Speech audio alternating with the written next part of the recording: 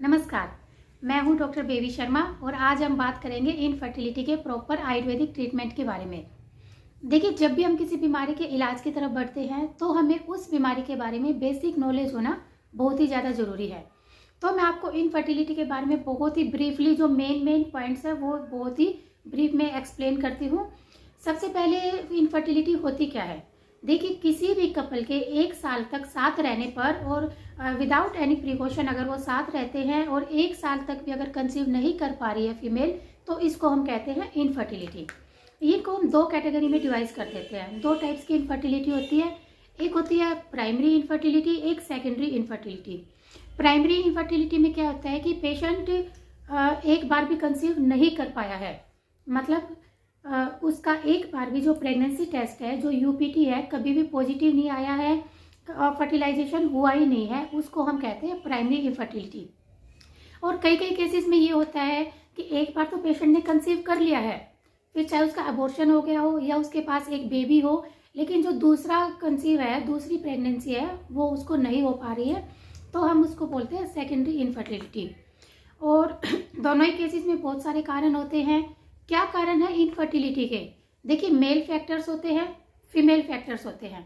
Mail factor में यही है कि स्पर्म की क्वांटिटी नॉर्मल नहीं है, उसकी क्वालिटी है वो नॉर्मल नहीं है, तो ये मेल फैक्टर्स हो जाते हैं। फीमेल फैक्टर में देखिएगा बहुत तरह के कारण होते हैं। एक होता है स्ट्रक्चरल एबनॉर्मेलिटी, जैसे cervix, vagina, uterus, fallopian tubes. ये चारों रिप्रोडक्टिव सिस्टम के ऑर्गन्स हैं। इन चारों में अगर किसी भी तरह की प्रॉब्लम होती है तो कंसीव करने में दिक्कत होगी। दूसरा जो मेन कारण है वो होता है हार्मोनल इम्बैलेंस। ओवम बनने के लिए, फॉलिकल बनने के लिए बहुत सारे हार्मोन्स का होना, नॉर्मल अमाउंट में होना ज़्यादा ज़रूरी है। उनमें से कोई भी हार्मोन अगर कम ज़्यादा होता है तो प्रेगनेंसी में आपको दिक्कत हो सकती है। इसके साथ साथ पीसीओडी की प्रॉब्लम होना, यानी पेशेंट का अंडरवेट या ओवरवेट होना। ओवरवेट होने की वजह से कभी कभी पीसीओडी की प्रॉब्लम हो जाती है और पीसीओडी की वजह से फिर हार्मोनल इम्बैलेंस हो जाता है। तो ये कई सारे कारण होते हैं जिसकी वजह से पेशेंट कंसीव नहीं कर पाता है। कई बार क्या होता है कि फॉलिकल ठीक बन रहा है, ओवम भी ठीक बन रहा है और आपकी सारी रिपोर्ट्स, जितनी भी सोनोग्राफी है, अल्ट्रासाउंड है, ब्लड रिपोर्ट है या हस्बैंड का जो सीमेन एनालिसिस है, सारी रिपोर्ट्स नॉर्मल आती हैं, फिर भी आप कंसीव नहीं कर पा रहे हो, तो इसको हम कहते हैं अनएक्सप्लेन या pregnancy of unknown reason, infertility of unknown reason. 40-50% cases जो होते हैं वो हमारे पास अनएक्सप्लेन होते हैं, मतलब हमें रीजन उसका पता ही नहीं होता है कि इस पेशेंट को इनफर्टिलिटी किस वजह से है। तो ये इसके कारण होते हैं। इसके कारणों के बाद अब हम बात करते हैं इसके प्रॉपर आयुर्वेदिक ट्रीटमेंट की। देखिए, अगर किसी को एक ऑर्गन में अगर कोई डिफॉर्मिटी है तो उसी के अकॉर्डिंग उसका ट्रीटमेंट होता है। जैसे अगर ट्यूब में कोई ब्लॉकेज है तो हम पहले ब्लॉकेज को दूर करेंगे, फिर उसका इनफर्टिलिटी का ट्रीटमेंट स्टार्ट होगा। या स्पर्म काउंट लो है तो पहले हम स्पर्म को इंक्रीज करने की, बढ़ाने की मेडिसिन देते हैं और फिर साथ के साथ पेशेंट कंसीव भी कर जाता है।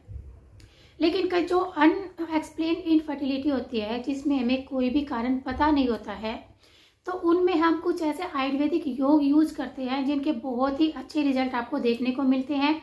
या आपके कोई ऐसा फैक्टर है जो आपका पता चल गया है कि इस वजह से आपके इनफर्टिलिटी है, जैसे ओवम का साइज प्रॉपर नहीं बन पा रहा है या जो एंडोमेट्रियम की जो थिकनेस होती है वो प्रॉपर थिक नहीं है जितनी हमें प्रेगनेंसी होने के लिए चाहिए। लेकिन तो उसके लिए आपके अलग अलग आयुर्वेदिक ट्रीटमेंट होते हैं। लेकिन आज जो मैं आपको बताने जा रही हूँ, जो ट्रीटमेंट आपको बताने जा रही हूँ, वो आप किसी भी तरह की इनफर्टिलिटी में यूज कर सकते हो, चाहे प्रॉपर रीजन की वजह से है या आपकी अनएक्सप्लेन्ड इनफर्टिलिटी है, तो आप उन दोनों केसेस में आपको यूज कर सकते हैं और इसके बहुत ही अच्छे रिजल्ट देखने को मिलते हैं। इवन कोई स्ट्रक्चरल जैसे ब्लॉकेज वगैरह होती है वो भी इन औषधियों के योग से आपकी तुरंत ठीक हो जाती है। लेकिन देखिए, हर एक बीमारी की तरह अगर आप किसी भी बीमारी में आयुर्वेदिक ट्रीटमेंट यूज करते हो तो सबसे पहले आपको परहेज पे पूरा ध्यान देना होगा।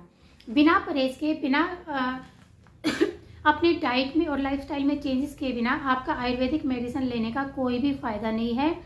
इसके लिए जो सबसे पहला परहेज मैं आपको बताना चाहूँगी वो है कि पेशेंट को किसी भी तरह का तनाव नहीं होने देना है, क्योंकि फीमेल्स में क्या होता है, किसी भी तरह का तनाव, किसी भी तरह का डिप्रेशन पीसीओडी का या हार्मोनल इम्बैलेंस का सबसे मेन कारण होता है।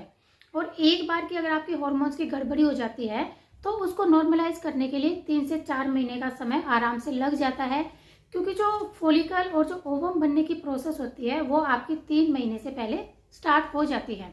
तब हमें जाके 3 महीने के बाद एक प्रॉपर हेल्थी एग मिलता है, जिसकी वजह से प्रेगनेंसी होती है।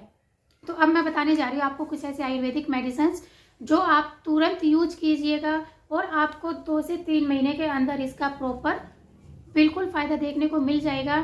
क्योंकि अगर आपको कोई भी मेडिसिन असर नहीं कर रही है तो डॉक्टर्स आपको IUI या IVF के लिए आपको सजेस्ट कर देते हैं, और इसमें बहुत सारा खर्चा होता है और पेशेंट के लिए भी बहुत सारी पेनफुल कंडीशन होती है, क्योंकि इसमें इतने हॉर्मोन्स के इंजेक्शन स्किन के नीचे लगते हैं कि पेशेंट का पूरा मेटाबॉलिज्म वो सारा गड़बड़ा जाता है।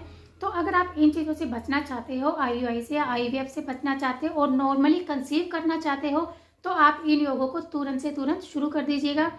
उनमें जो सबसे पहला योग है जो हम हर पेशेंट में यूज करते हैं वो है हमारा फल कल्याण घृत। किसी भी आयुर्वेदिक स्टोर पे किसी भी कंपनी का थोड़ी अच्छी ब्रांड का आप ले लीजिएगा, हर दुकान पे आपको मिल जाता है। फल कल्याण घृत या वृहद फल घृत या वृहद कल्याण घृत। जो वृहद कल्याण घृत है इसको मेल और फीमेल्स दोनों यूज कर सकते हैं, और जो फल कल्याण घृत है वो आपका फीमेल्स में ज़्यादा इफेक्टिव होता है।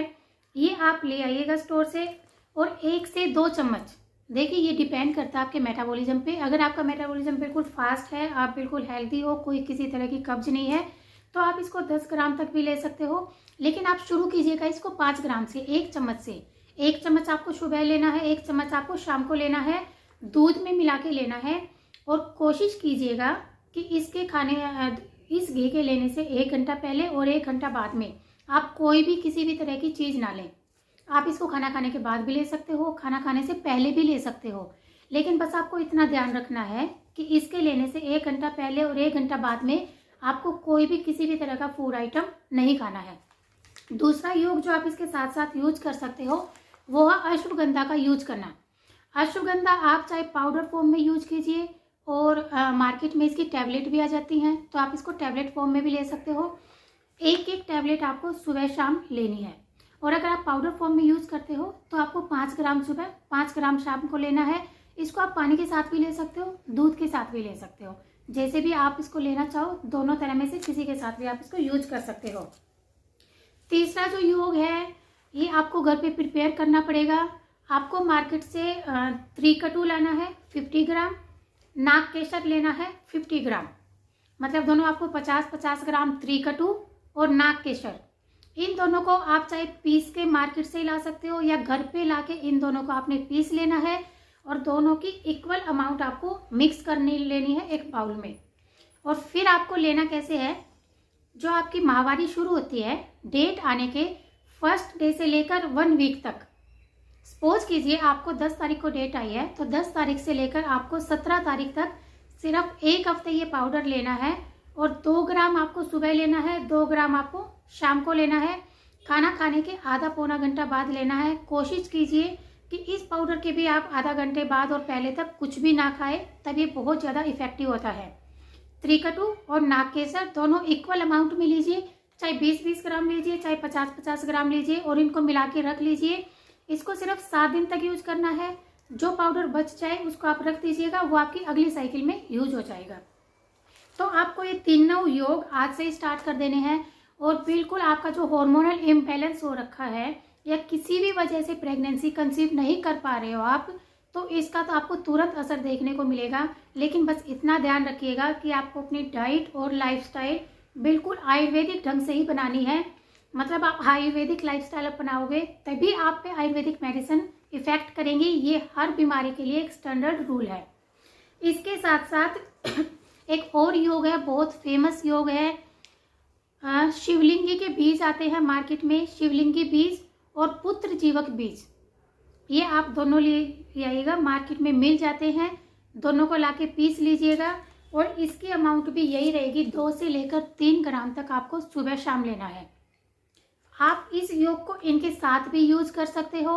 अगर कोई मेडिसिन आपको इनमें अवेलेबल नहीं होती है तो आप एक मेडिसिन को स्किप कर सकते हो, लेकिन कोशिश कीजिएगा कि ये 4 या एटलीस्ट कम से कम 3 योग तो आप साथ के साथ चलाइएगा। एक बार जैसे ही आप ये मेडिसिन लेना शुरू करते हो तो आपको अगर पीरियड्स की अबनॉर्मलिटी है तो वो आपकी दूर हो जाएगी। और जो ओवम का साइज है उसमें भी ये बहुत अच्छा असर दिखाते हैं। और ओवम का साइज नॉर्मली हमारा 20 से 25 mm के बीच में होना चाहिए। आप में से कई लोगों ने फॉलीबुरस स्टडी करवा भी ली होगी और उसमें आपको क्लियर पता चल भी गया होगा। तो इसमें आप ये मेडिसिन स्टार्ट कीजिएगा। और तुरंत मैं विश करती हूँ सभी जो कपल्स इसका ट्रीटमेंट ले रहे हो कि उनको जल्दी से जल्दी इसका फ़ायदा देखने को मिले। नमस्कार।